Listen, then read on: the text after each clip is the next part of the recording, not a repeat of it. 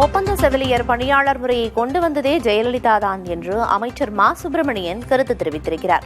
போராடுவது என்பது அவரவர்களின் உரிமை என்றும் அவர் குறிப்பிட்டிருக்கிறார்.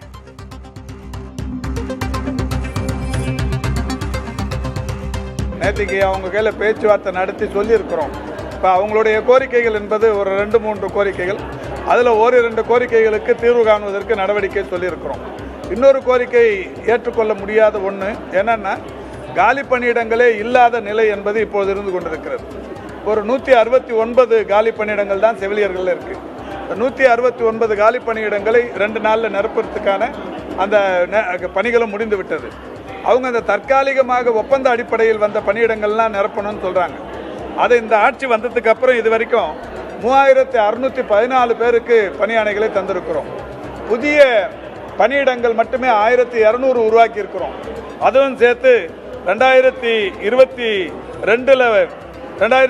ஒரு 251 பேருக்கும், 2022 678 பேருக்கும், 2023 489 பேருக்கும், 2024 1694 பேருக்கும், 2025 இப்போ ஒரு 502 பேருக்கும் கொடுத்துருக்கோம். இப்போ ஒரு 169 பேருக்கு கொடுக்க போகிறோம்.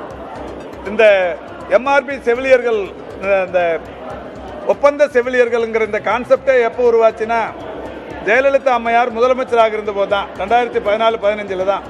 அதுக்கு முன்னாடிலாம் பர்மனண்ட் போஸ்ட் தான். இந்த ஒப்பந்த செவிலியர்கள்ங்கிற இந்த கான்செப்ட் 14-15க்கு அப்புறம் தான் வந்தது. இன்னைக்கு எடப்பாடி பழனிசாமி போன்றவர்கள்லாம் அறிக்கை விடுறாங்க. ஆனால் உண்மையிலேயே பார்க்கறதுக்கு, அதை கேட்கறதுக்கும் மற்றவர்களும் அது ஒரு மாதிரியா இருக்கு. என்ன காரணம்னா, இது வந்ததே, இந்த பிரச்சனைகள் வந்ததே காரணம் அவங்க தான். 2014-15 இந்த ஒப்பந்த செவிலியர்கள்ங்கிற நியமனத்தை ஏற்படுத்தும் தான் அவங்க தான். 2019-20 கொரோனா பேரிடர் காலத்தில் ஒப்பந்த செவிலியர்களை கூடுதல் படுத்தும் தான் அவங்க தான். அதை பண்ணிட்டு எந்த விதமான விதிமுறைகளுக்கும் இல்லாமல் இந்த மாதிரி பண்ணிட்டு, அப்போ இவ்வளோ பேரை பணிரந்தனம் பண்ணுறதுக்கோ இந்த கூடுதல் பணியிடங்களை உருவாக்குவதற்கோ எந்த நடவடிக்கையும் எடுக்கலை. ஆனால் இன்னைக்கு அவங்க போராட்டம் சொன்ன உடனே நீலி கண்ணீர் வடிக்கிறாங்க. இந்த அரசை பொறுத்தவரை மாண்புமிகு தமிழ்நாட்டின் முதலமைச்சர்கள் இதுவரை இந்த அரசு பொறுப்பேற்றதற்கு பிறகு ஒப்பந்த செவிலியர்களாக இருந்தவர்களை பணி நிரந்தரம் செய்திருப்பது 3783. இதை அவங்களுமே மகிழ்ச்சியோடு ஒப்புக்கொள்கிறார்கள். அவர்களுடைய கோரிக்கை இன்னமும் கூடுதல் இடங்களை உருவாக்கணுங்கிறது. கூடுதல் இடங்களை இன்னும் 8322 பேர் ஒப்பந்த செவிலியர்களாக இருக்கிறார்கள். இவங்களுக்கெல்லாம் இந்த ஆட்சி வரத்துக்கு முன்னாடி 14,000 ரூபாய் சம்பளமாக இருந்தது. முதல்வர் அவர்கள் 4,000 ரூபாய் உயர்த்தி 18,000 ரூபாயை உயர்த்தி கொடுத்துருக்குறாங்க. இப்போ இந்த 8322 பேருக்கு காலி பணியிடங்கள் உருவாக இவர்கள் எல்லாம் உள்ளே வருவார்கள். இப்போ இவங்களோட கோரிக்கை புதிய காலி பணியிடங்களை உருவாக்குங்கள் என்பது. அது இப்போ முடியாத காரியம்.